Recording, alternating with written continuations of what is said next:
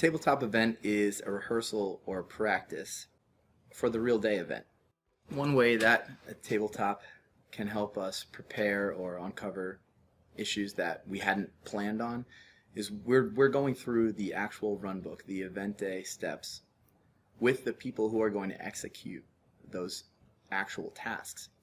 Actually, I just did one today. We uncovered that the person we had assigned a task to had moved on to another position within the company, so they will no longer be assigned to that task. And there's a few reasons that's a big deal. It could increase the risk. It could shut the entire event down until we determine a safer way to move forward. The other thing that can be uncovered during a tabletop event would be steps in the run book.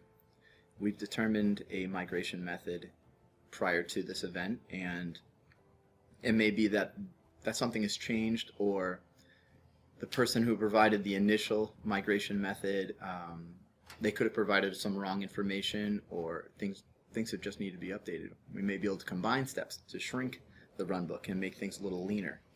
All of these things help us eliminate potential risks that weren't foreseen ahead of time, so that we're not dealing with those on the event day.